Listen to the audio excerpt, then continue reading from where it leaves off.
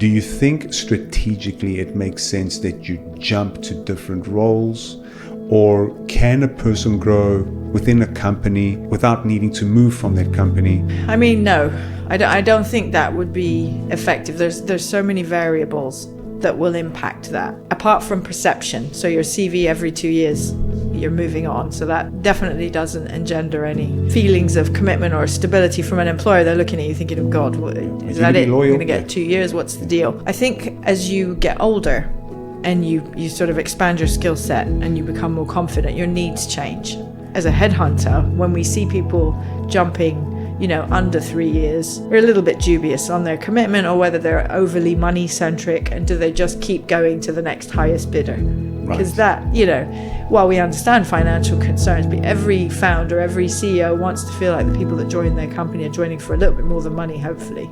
And in terms of strategically mapping your career, because that's what you're saying, you're mapping someone's career. The job market right now, globally, that would be extremely hard to do. You would leave for more. To leave for the same level but a little bit more money is very short-sighted. The money's not going to be enough. If you're a developer, for example, you've got to leave for the stack. You have to leave because expand your knowledge. Yeah, you don't want to be obsolete. You don't want to stagnate. Everything changes in technology almost weekly. So you want to move for the next level up.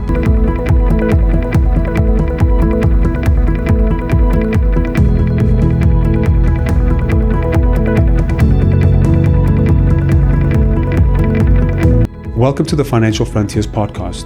Remember to subscribe to our YouTube channel, hit that bell icon to get notified when we upload new content. Follow us on Spotify and give us a 5-star rating. It will help the channel, which I hope you love so much. Here we are, another episode of the Financial Frontiers podcast. My guest today, Katerina, was it Loisu? Andreou. Almost. It says ooh. Ooh, the ooh's there. I got the ooh. Ooh at the end. Oopsie. So, Andreou, thank you for your time. Thank you for having me. Today, it's a discussion around recruitment. Mm-hmm. You've been in the business for a while. We can go back as far as you want in terms of your professional career. And I think you do work a lot in the fintech space as well. Yeah. Based in Cyprus. Please, thank you for your time. Introduce yourself and let's get into a conversation about recruitment. Yes. It doesn't sound very juicy, but it can be. Yeah. So I guess I'm what they call a halfling. So I'm a half Cypriot, half English. So I wasn't born and raised here or the UK. So when I came to Cyprus as an adult properly, it was 2006. Actually, Christ, that's a long time ago. So I'd done lots of different HR jobs, sort of trying to find my niche, which can be a bit difficult when you first move back. I'd spent some time here as a teenager, but that was it. So I didn't really have that foundation in Cyprus, and I don't speak Greek, which was a big disadvantage. So I sort of drifted from HR role to HR role, trying to find a people-centered job.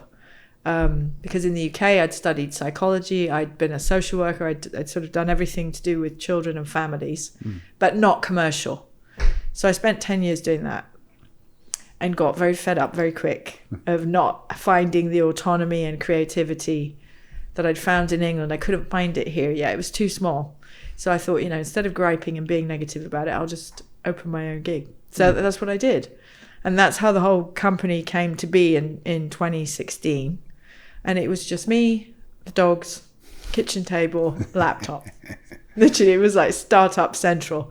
It was so much fun, so much anxiety, but so much fun. Yeah. Cool. Yeah, and you're here today, almost 10 years in. How many people are inside the company? 6 of us, including me. Nice. And we were going through a period of expansion around 2023. And then with the global climate sort of taking the turn that it did the last couple of years, we've decided to hold firm and see what happens next. Because that's the thing with recruitment and the whole job landscape. You do feel the effects of everything that happens internationally, especially our little island being in the middle of it all. Right. It's a hotbed. Yeah. So the macroeconomics does impact because recruitment is, employment, right? It's Yeah. businesses, it's the market generally. Yeah. Makes sense. And it's the livelihood of so many people. There's so many factors to it. So I think a lot of people have this misconception that recruitment's just like a human conveyor belt of CVs, and we just throw them at you like Smarties. And in the office, I'm quite well known for going around with a grumpy head going, they're not Smarties, they're people. Smarties. But it's true. They're not. It's not just the CV. It's the person behind the CV, the family, the livelihood, all that stuff. You really impact somebody, especially when you're headhunting, because you're taking them from paid employment. Yes. So I'm very wary of that. And I think there's a level of accountability and responsibility that comes with that. Yeah. So that's part of our brand. And we try hard to recruit people to the team that understand that. Yeah. I think it's an important moral ethics to have in that service. Yeah. Because, I mean, if you think about it as Smarties, right?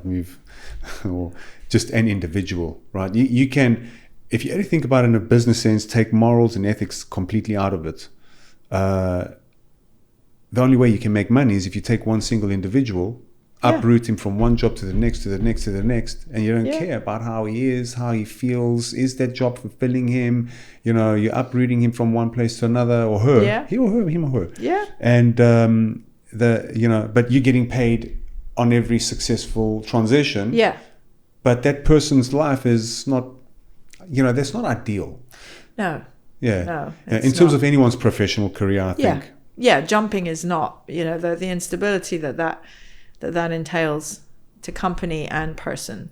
It doesn't help anyone. And we have a lot of it at the moment. The market is full of that. That's an interesting conversation, I think. Yeah. It opens up another topic here. And I think maybe you're in a good position to give some insight on this. Just thought of this now. A little bit out of the scope of, what it means to be a recruiter. And I had a few questions to ask you, what's the difference between how it was here in Cyprus compared to your previous. But let's get into this question here, which is interesting. So for somebody, in terms of career growth, right? Yeah, it's one perspective to say, good to stay in one company where, you feel kind of secure and you grow within that company. But when you think about a person and how can they expand in their career, do you think strategically it makes sense that you jump to different roles? Or can a person grow within a company without needing to move from that company? And, just generally for the people out there who are looking, what is the best strategy that I can follow? Or is that even, can you even bake that into the strategy? And that means I will jump ship and I'll move and change my role every 2 years because that's the only way I think I can progress my career. Is that a real strategy, or what's your opinion? No, I don't think that would be effective. There's so many variables that will impact that. Apart from perception, so your CV every 2 years, you're moving on. So that definitely doesn't engender any feelings of commitment or stability from an employer. They're looking at you thinking, oh God, is that it? You're going to get 2 years? What's the deal? I think as you get older and you sort of expand your skill set and you become more confident, your needs change. So I think to say that you'll leave regularly has to depend on what the growth mindset is in each organization. So if you join a startup, they're not going to have the immediate budget and capacity to grow you perhaps to the heady heights that you think you're due in 2 years. But you may believe in the brand and the people enough to say, I'm going to give this 3 years, 3 to 5. They've said we can do this in 3 to 5 years. I want to be in for the ride. That would be a realistic timeline. I think generally as a headhunter, when we see people jumping, under 3 years, we're a little bit dubious on their commitment or whether they're overly money centric and do they just keep going to the next highest bidder. Because that, while we understand financial concerns, but every founder, every CEO wants to feel like the people that join their company are joining for a little bit more than money, hopefully. So, And in terms of strategically mapping your career, because that's what you're saying, you're mapping someone's career. The job market right now globally, that would be extremely hard to do. It's very unpredictable. Yeah. It's a candidate's market, and there are certain sectors where there's way too many vacancies, not enough people. So they know they're in demand, and employers now are massively competing against each other. So there's a lot going on for candidates, and they're easily swayed. They're being courted. Inboxes are full of offers. Recruiters were all harassing them. We're all headhunting. LinkedIn is a hotbed for it. So they're interesting times. But again, anything under 2 years looks off. It looks unstable. It kind of makes people scratch their heads and think, well, how long did you really give it? Yeah. So if you're going to map it, I would say nothing under 3 years if you're a serious individual. And then you would leave for more. To leave for the same level but a little bit more money is very short-sighted. The money's not going to be enough. If you're a developer, for example, you've got to leave for the stack. You have to leave because expand your knowledge. You don't want to be obsolete. You don't want to stagnate. Everything changes in technology almost weekly. So you want to move for the next level up. Right. 100%. But every age also has its needs and requirements. So we have other candidates that are perhaps with young children or older, and they don't necessarily want to climb. They'd like a decent salary, but they want to know that the ship's steady. Correct. That's enough. Yep. And in Cyprus, we see that a lot with people that will leave the commercial world to get a government job. 9 times out of 10, they're not particularly happy in terms of like pure happiness, sitting in the steady job because there isn't much room for growth. Yes. But they like the stability. But it's hard to map for employers too, to be honest. I mean, even recruitment and retention that you can't map. Right. It's really difficult now because of the state of things everywhere. Yes. So it's so volatile. There's so many challenges there, I would imagine, for your services right now, with all this volatility, this uncertainty. And so many really interesting points you touched on there. And that is, each person, as their needs change. Yeah. I'm of the perspective that you really need to keep a tap on your happiness. Yeah. Because sure, financial stability is an important one, but if you're going to go to a government job and just be there for the sake of that stability and go and work an 8-hour job that you don't really feel that fulfills you, is that also the career that you want? It's hard. Even in the last 10-15 years of your life. I mean, it's a hell of a way to end the show. I mean, I guess it's different sacrifices, different circumstances. Maybe I think some people balance that out with maybe a passion or a hobby outside work. Right. And they find sustenance in that. Or they're lucky and they have amazing friendships with their colleagues. We hear that sometimes. They're in very dull jobs, dull organizational government job, but they love their colleagues. So they go to work and they have a great time and they think, it's okay. The job sucks, but I like you. And they do that. It depends. Right. That's how you. At HR Innovate, do you consult almost individuals on topics like this? Yeah, we do. We do careers guidance counseling. Okay. So people can pay for an individual session. It's a lot like coaching, which I'm not fond of the word coaching, so that's why you see me pull faces. But it's a one-to-one guided session. That's usually with me, and we map the job landscape according to that person's experience, profile, and where they want to be.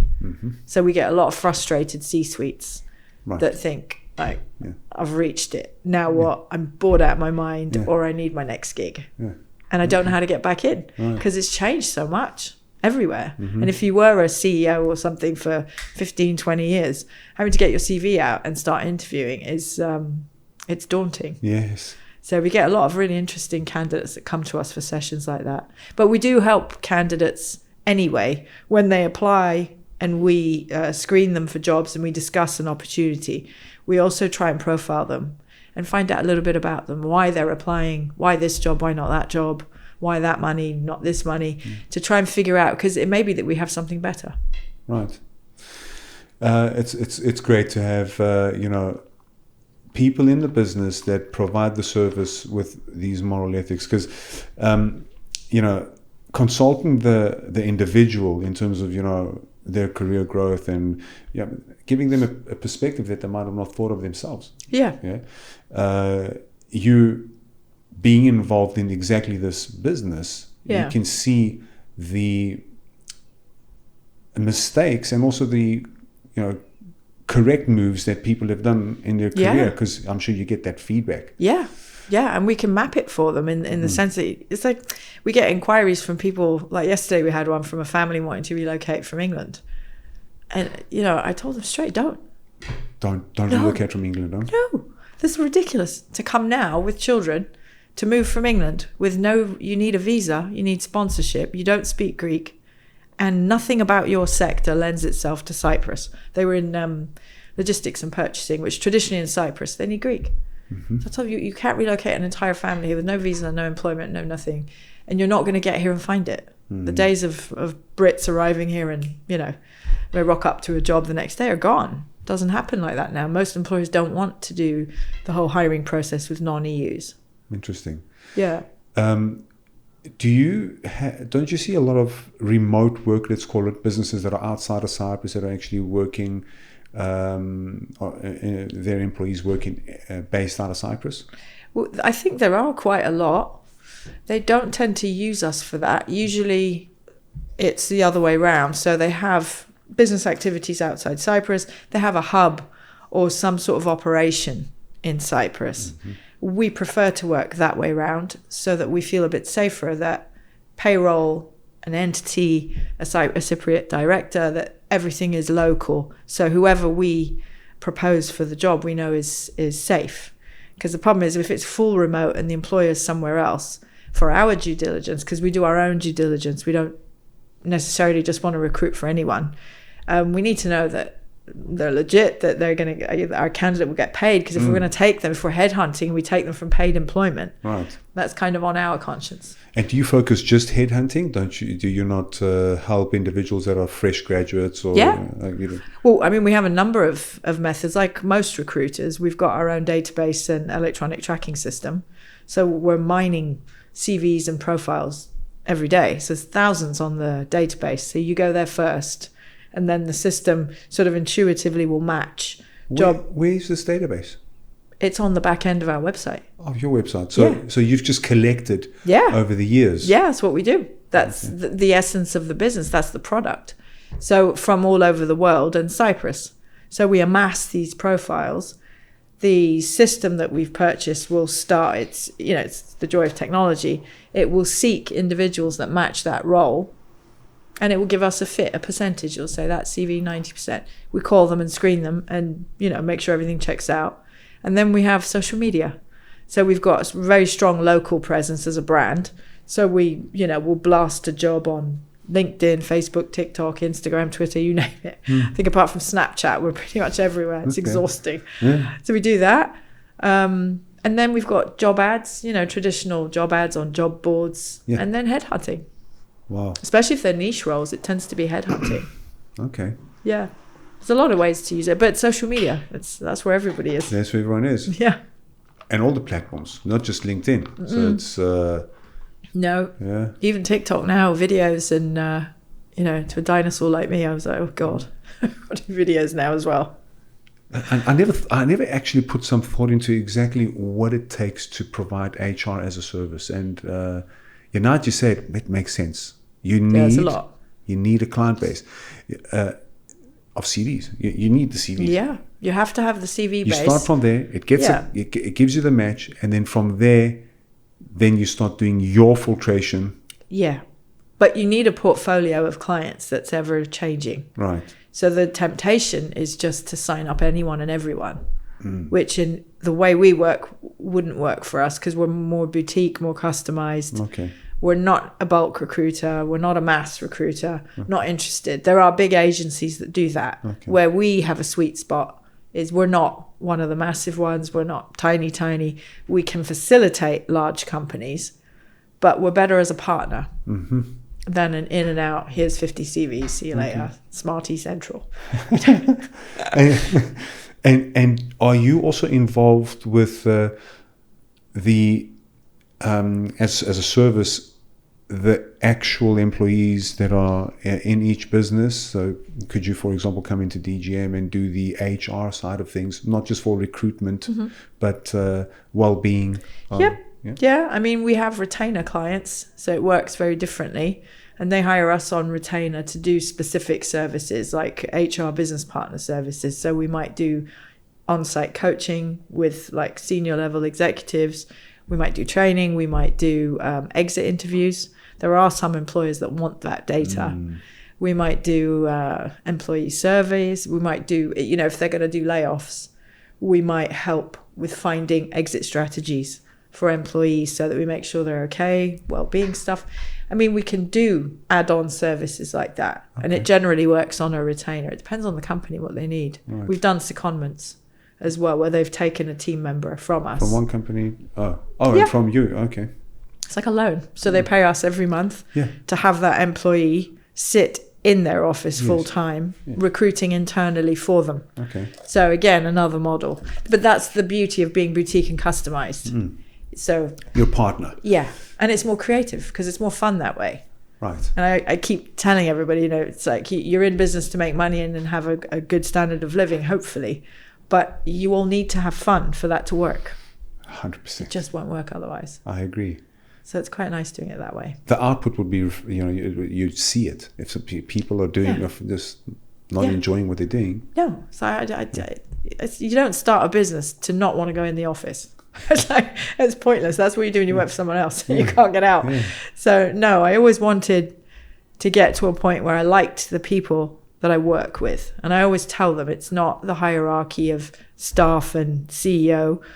We're a team, but I want to see you. If I don't want to see you in my face in the morning, I've hired wrong. And I love going to the office. I mean, I opt to go to the office. We have a hybrid scheme. But I would much rather go to the office because I like my colleagues, which is really nice. What's your opinion about, and this has become very popular, especially after COVID with the hybrid model, the remote work model. I want my people here. Yeah.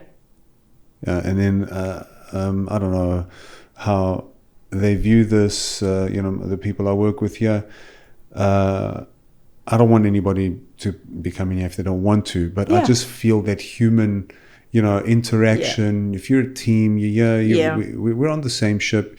If everybody's remote, it's just not the same. I mean, it's not.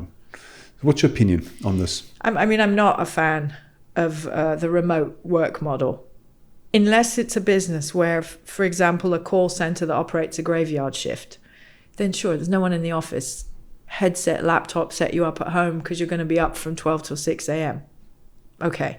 But those are very niche, very specific, isolated circumstances. In every other way, I still think, we're pack animals. We need each other. Yes. I don't think that you can engender the same team culture or spirit. It's not fun. I don't necessarily want to be alone all day, every day. I know a more introverted person would say, I like my peace and quiet, I concentrate better. But I still say you can have a work environment that offers that. You just have to be a bit clever with your ergonomics and your space and color scheme or whatever. I think there are plenty of work environments that have proven you can build that in. So I don't mind hybrid because I do sympathize with working parents. And the other thing I kick back is I hate that there's this idea now that you have to have a firm policy. It's hybrid or full remote, nothing in between. I also think that there should be flexibility built in both ways. So you don't have to be a working parent to not want to come in at 8 a.m. You might just prefer a flexible start. Well, if you're past probation and we're working together and we're good, why would I care? I'm results oriented. If you're delivering and you come in at 9:30, I don't care. But I don't need a policy about it. Right. Surely, but I guess when you get into bigger organizations where there's, hundreds or thousands of employees, that becomes harder. But again, I think there should be flexibility both sides. So if you're only offering, say, a day or two a week hybrid, and a long-standing employee says, I need an extra day this week because my kid's homesick and I don't want to be off. Okay. Yeah. Big wows. But I still think they should come into the office the rest of the week at least. Yeah. And we have a lot of clients, maybe the majority, I would say, feel that way. Yeah. I can only think of 1 or 2 clients that are completely happy with the full remote. Right. Most of them won't do it unless they really have to. No, and there's even, I mean, I know of businesses that were very pro for remote, whatever, and they've gone completely the other direction. Mm-hmm. Yeah. We've got clients that even with hybrid, they'd rather actually ditch hybrid and they want everyone in the office together. Yeah. So, what I do over here is there's no fixed, I mean, you know, you work from home on Mondays or whatever, no fixed. But if you need to work from home, you can. It's okay. But I don't see a need for making it, built into the routine. Yeah. It's just how I've approached it myself. Yeah. And I think, size and your relationship with your employees, it matters. Yes. You know, we had 2 days a week and then we reduced it to 1 day a week from home. We're less formal about it. I don't care if somebody wants another day. Yeah. I don't care if we've got a member of staff that doesn't take any. Yeah. He wants to be in the office. Yeah. Fine. Yeah. I would be that person. Yeah. You got to break the environment. Yeah. That's how I feel. Guess it depends on each person. And then there's also, I mean, let's also not ignore that there are people that say they want to work from home and they're not really working. Yeah. It's also that. Yeah, it's the work ethic which is thing. Not cool. Yeah, it's not. And it's annoying because then you feel like you've got to put mechanisms in place to check. I mean, you're just creating work. Mm-hmm. And then there's also the question of employees that say, well, I work from home 2 days a week. The electricity is so high. Do I get a contribution for my electric? Yeah. And you think, well, I don't really want to pay any more towards electricity. And it was not my idea that you be at home. Yeah.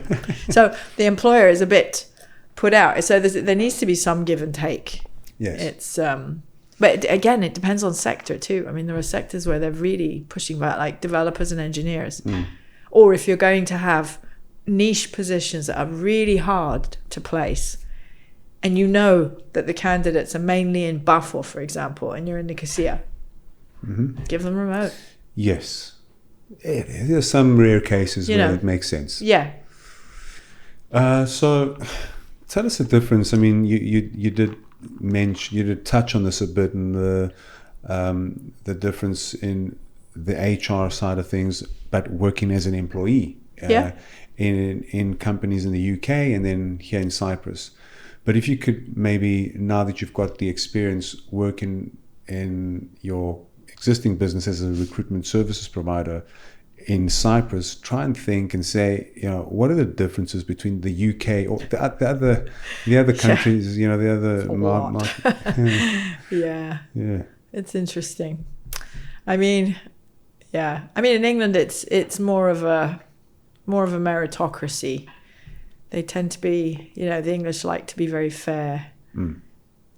There's more of an emphasis on people proving themselves. But again, depends on sector. I sort of worked private sector, but mostly government sector, so it's a little bit different. Culture-wise, in England, people are a lot more aware of behaving appropriately, correctly, going as per regulations, law. In Cyprus, when I arrived, because this is almost 20 years ago, so in fairness, we're a lot better than we were. There was a real disregard for discrimination, anti-discrimination practice, or gender bias, or any of these things that now are sort of every day. Yeah. But so we've caught up slowly to England, but England was there 20 years ago. So you could go to work and expect a certain level of decorum or equal rights and merit and stuff like that. Cyprus, you couldn't. So I sort of came from there to here, and it was like the Wild West. I thought, what on earth? It's like, it took a couple of years to find my feet and think, okay, I see where we are. So hence my need for autonomy if I was going to stay on the island. Okay. But it's changed a lot. I mean, things have got a lot better. It's just in the UK, they're a lot better versed and experienced in organising a workplace environment that's conducive, less toxic, more, encouraging of people's differences. That we still struggle with here. We still have candidates that are in a minority that can't find jobs. Age is one of the biggest ones we're facing at the moment.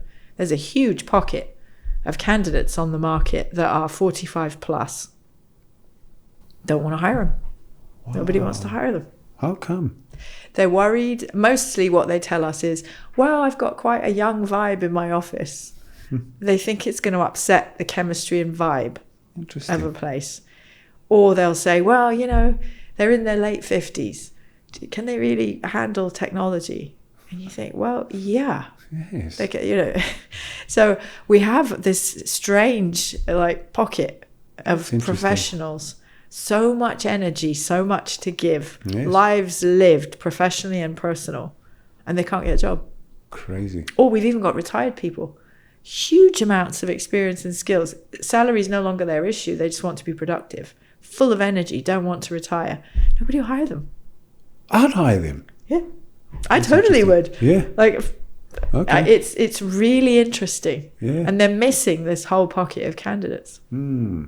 So that's still, you see, in England, you couldn't do that. You couldn't be that obtuse. There's no chance. You would be so scared of being taken to tribunal because they enforce things in England. Here, not so much. Yeah. So you've got all these candidates running around. Interesting. Yeah. And of course, the generational gap is huge because the younger generations, they're not quite as interested in the same standard of work as the older generation is, who's sitting there with energy and time saying, I just want to be productive. Can you let's talk about the differences there. What's the younger generation looking for in terms of their employment from their employer? What are they asking for?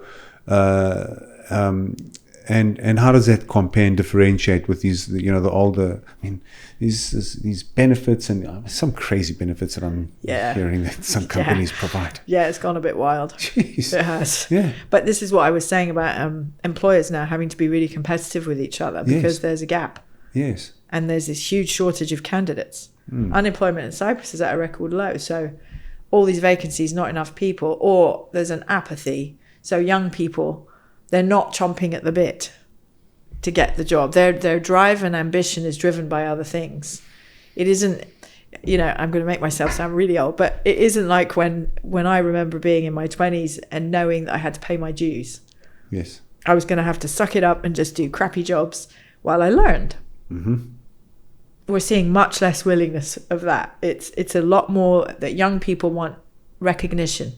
I studied, I did that degree, I've got a brain, I want to be recognized for it almost immediately. Employers are still lagging behind in the sense that they're saying, well, you kind of need to prove that I can trust you, that you do know something from the degree and let me train you. So I'm not willing to pay top whack until we've done that. Yes. So there's this friction. Okay. And this, at least in Cyprus especially, younger people still have the bank of mum and dad. That's the problem. So they can sit back and say, well, I'm just not going to work. Problem, whatever. I mean, I don't want anybody to suffer, but I mean, yeah, it is a candidate's market. You're saying, obviously, it's a candidate's market. Yeah. How does it shift, and when does it become an employer's market? Yeah, I don't know when. It usually does go in cycles, but this has been the longest cycle that it's been a candidate's market, and that's probably since COVID. Interesting. It shifted then, and I think what my personal opinion is, it was the stress and shock of a pandemic to the young ones. So they were coming through school, they were graduating, going to uni, and then they closed down with the pandemic.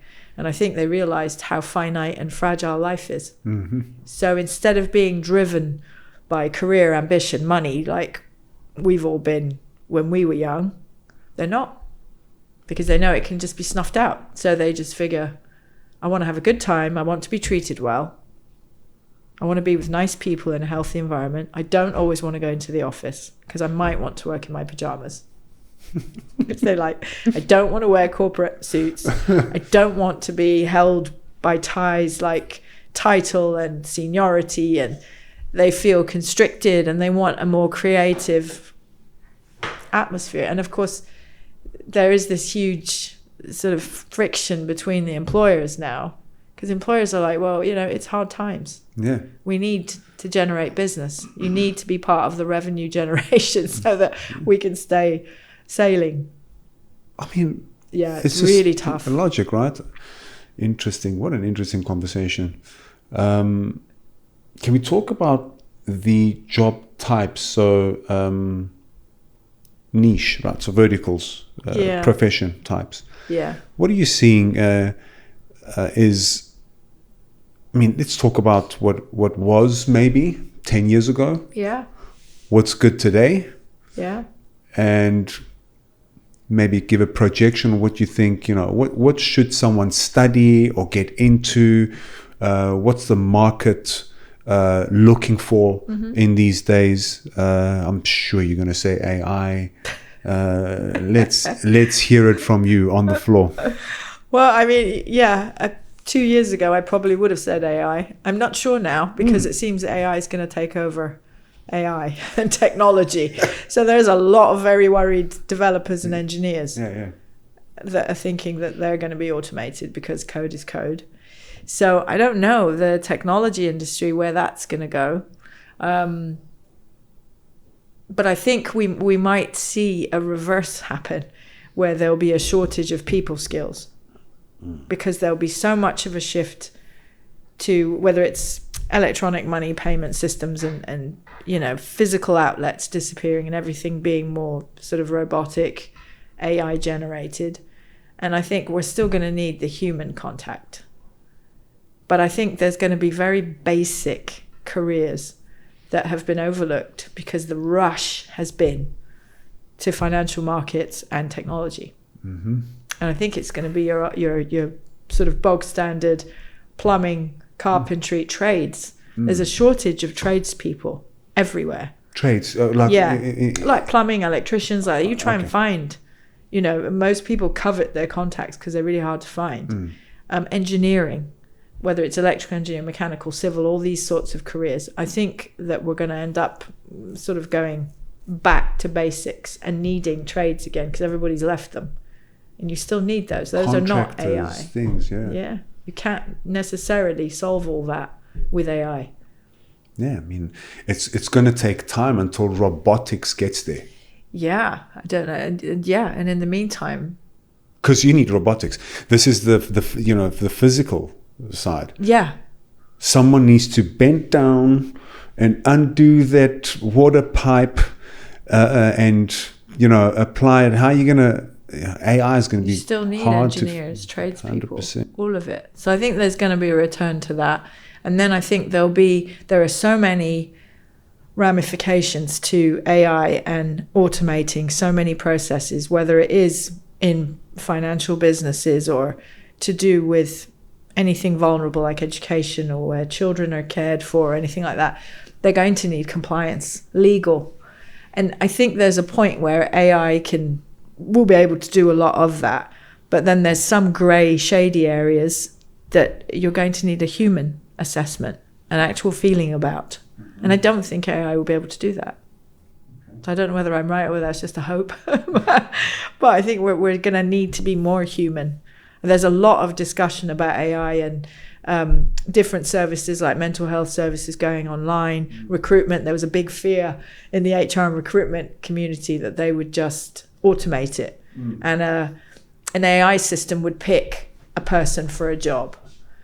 But as you know, as a business owner, maybe if you're a massive factory, AI will be able to pick out, 12 fruit pickers, for argument's sake, or factory workers, manual laborers who can do it based on a profile. But that's not going to be the case for all jobs. You still need to meet. You still need a chemistry. Startups won't be able to do that. Small businesses that account for 43% of the UK economy at least can't do that. Interesting. So I think we will. I think everybody's distracted and very worried because of AI and technology, but I'm not so sure. I'm not convinced. That's interesting. And I mean, like in terms of specific professions, like are we looking at what's more in demand and what I guess maybe what the audience might find interesting is what pays better? Ooh. Well, right now we are inundated with developers, engineers. These are our top vacancies.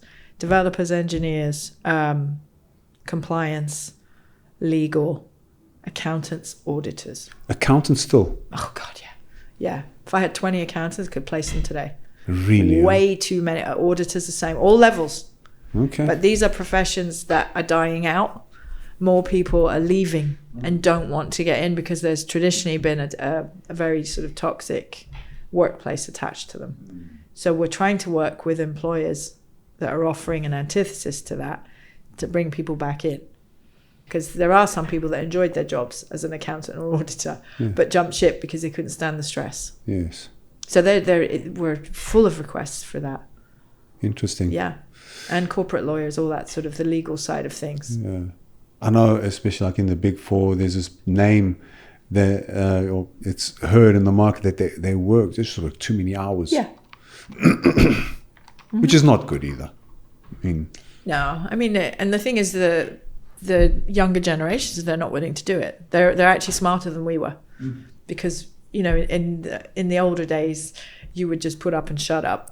Yep. Because you were part of a big brand, you were going to get it on your CV. This was your leg up. Blah blah blah. That was the thinking. We were pushed to have that drive. The younger candidates we have now are saying, I don't care who it is. I'm not staying till midnight on a Saturday, unless you're going to pay me a lot. Yes, yes. So they're leaving the Big Four. They're leaving the big names. And they're actually leaving them for startups and smaller businesses that are more dynamic, where they really feel they can add impact and value. So there's quite a nice sweet spot now for smaller businesses to take advantage of that talent. Right. Because they can offer them that. Interesting. Yeah. So it swings and roundabouts. It's a tough time out there. Let's talk about, so I know you focus just in Cyprus. Mainly at the moment, yeah. Mainly. We do recruit for other countries, traditionally, like the Middle East and the UK. Okay. We can recruit for anywhere because it's digital, but mainly at the moment, it's local. Yeah. And I guess you understand, there's some nuances, details that you understand, because there's, when it comes to localization, let's call it, there are things that are different, obviously, in Cyprus that would be different to the UK, to the UAE, whatever it is. And one question that I have specifically in Cyprus is, everybody knows the salaries in Limassol have gone like super high compared to Nicosia, compared to... Yeah. Let's talk about that topic a little bit. Yeah. Why is that? How did that come to be? What are the pros and cons of that? So do you go and live in Limassol? Do you stay in Nicosia, travel there? Is that extra 400-500 euro per month worth it? You lock off your day pretty much. So let's hear your perspective there. When we do benchmarking, which is another service that we do, we always tell them there's a premium for Limassol, mostly because the cost of living is so much higher there, which is driven, I think, because it has a higher population of internationals. So they've brought affluence with them. All the local businesses sort of upped their game over the years. And then the impact of Forex brokerages, when there was the boom and every other shop was a brokerage. So it attracted a lot of moneyed investors, whether they were here for business or pleasure. But they all headed to Limassol, because Limassol's kind of got the best of everything, being by the sea, small enough city to navigate, 2 minutes from Bafo, you've got the airport. For internationals, it was a no-brainer. Nicosia is very cosmopolitan in its own way, but it's low-key. And it's much more low-key, no sea, we've still got the buffer zone. If you're an international, Limassol looks a lot more fun. So that drove all the prices up, and employers and operating costs went up. So salaries and everything went up along with it. And I think if you're looking for internationals, if you're a technology-based business and you need nationalities that come with experience in technologies that haven't reached Cyprus yet, it means your candidate population come from Eastern Bloc countries, for example. Well, they are mainly in Limassol and they charge a premium. Yep. So you've got that. Again, it's a huge difference, which is why suddenly we've seen an influx of businesses opening in Larnaca. A lot of business people have started to wise up and decided that, yes, Limassol looks great to party and everything else, but it's kind of gone ahead of itself now. And they're going to Paphos and Larnaca to open businesses because operating costs are cheaper. Candidates living in those areas don't require the same salaries because rents and houses and stuff are not as high. So whether or not they'll all catch up, I don't know. But that's how I think it came to be. It was all through the financial markets and all the international crowd. Yeah. They drove everything up. But salaries have gone up island-wide. Island-wide. Oh, yeah. Even Larnaca and Paphos. And Nicosia, definitely. I was reading an article on Cyprus Mail. Andreas actually gave me a summary of what you've done. Have you written for the Cyprus Mail? Yeah. Oh, you have? Yeah. Okay. So I was reading on the Cyprus Mail, I think a month ago, average salaries have gone to €2,800 a month. Yeah, I can believe it. Yeah. It blew my mind because that number's high. Yeah. Compared to, I thought it was more at 1,800, not... No. That's a junior salary now. Really? Yeah. Okay. Yeah, again, depending on sector and other benefits. But overall, I mean, if you stick to tech, for example, I mean, junior engineers start on about 1,700, 1,800 in Nicosia. In Limassol, they are about 2K for a junior. Interesting. Yeah. But, you know, if I think to when we founded in 2016, it would have been about 1,200. Yeah. But no, that's over. What's the minimum wage now? I think it's still 845 gross a month, and then it has to increase after 6 months to 900, something like that. It's probably gone up since then.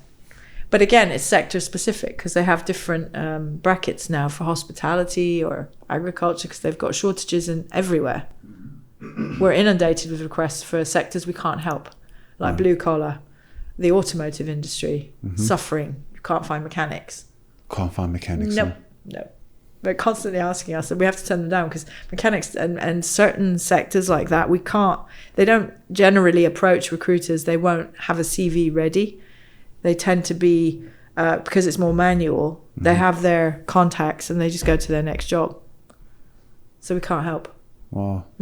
Yeah. A lot of the sectors were upset after COVID and everything else. Yeah.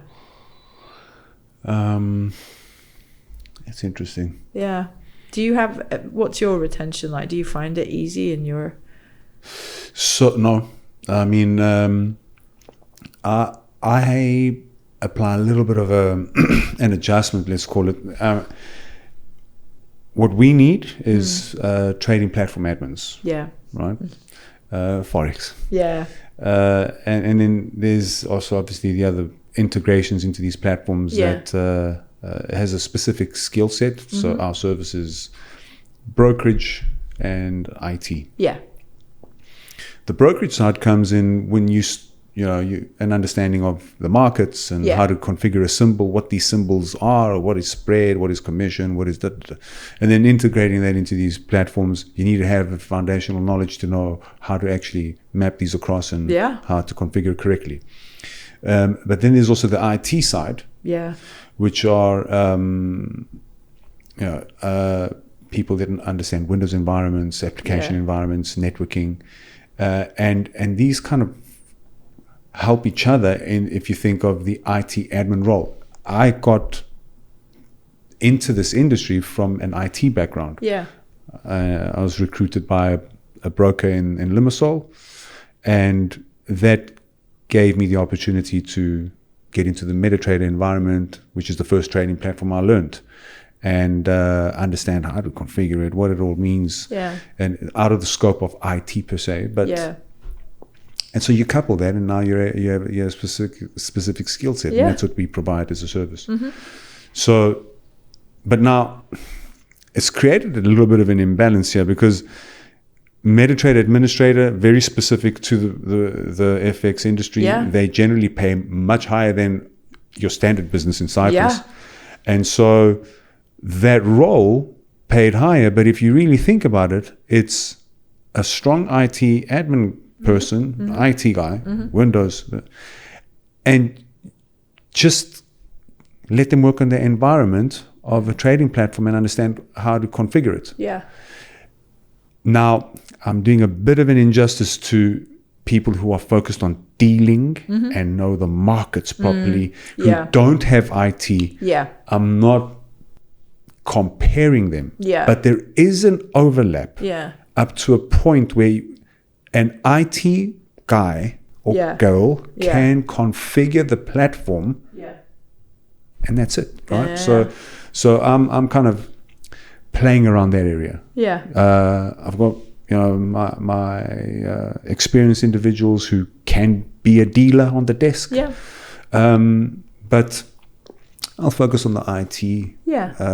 There are many options. Yeah. There's availability generally. Yeah. I mean, can you agree to that? Yeah. There's a lot of availability. Yeah. And then, salary is more down to earth. I mean, what it is. Yeah. And then just put them into the environment, a training program, take you 6 months, 1 year, learn what it is. Yeah. And then I'll bump your salary up 40%. Yep. There you go. Yeah. And clear that's it. KPIs, the achievable. market doesn't make sense to me in taking somebody who's an admin, that knows MetaTrader, and putting them at a salary that compares to, a neurosurgeon. Yeah. Yeah. No, I mean, the budgets are massive for them. Yeah. I don't know why more people don't take that approach and just train them up. Well, there you go. Yeah. I just gave the... It's clever. They're doing that in England with a lot of tech environments to combat the retention issue and talent shortage after COVID. They started setting up internal academies. I think it was Capgemini and some other big ones that did that. So they just took new graduates, gave them a tech test as they were finishing uni. Strongest ones signed a 2-year contract with them, clear KPIs and training, so they would be fully fledged developers by the time they finished the 2 years, in exchange for learning and development and staying in as a software engineer. It was perfect. Yeah. And that solved that issue. But we're not coming up against that here. They're not willing to do that. Mm-hmm. So most businesses that come to us, they come to a recruiter at the point where they've exhausted any other means. They don't have the time or presence to train up, but salaries have gone up so much that it's making it really difficult. Right. So they have huge retention issues. And because the attitude has changed on the market, candidates are a lot more mobile. It's a lot less conscious about leaving and moving on. Interesting. Yeah. Where do you see the future in terms of HR recruitment? You did touch on this. AI is going to replace you. I mean, are you using AI today? Yeah. And yeah, we do. I don't know. I don't know if it's wishful thinking or it genuinely is a gut feeling, but I don't think that they'll be able to replace all aspects of HR and recruitment.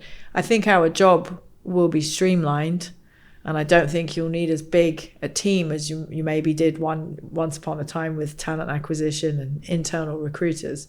There will be systems. I see it already. I mean, they update our ATS, the applicant tracking system we have, every week. There's a new feature, a new tweak, a plug-in, or this or that. Oh, okay. And suddenly you're getting these alerts saying, oh, you can now do this. And the team are constantly telling me about new things we can do and ChatGPT and everything else. Mm-hmm. So I think that will just be normalized.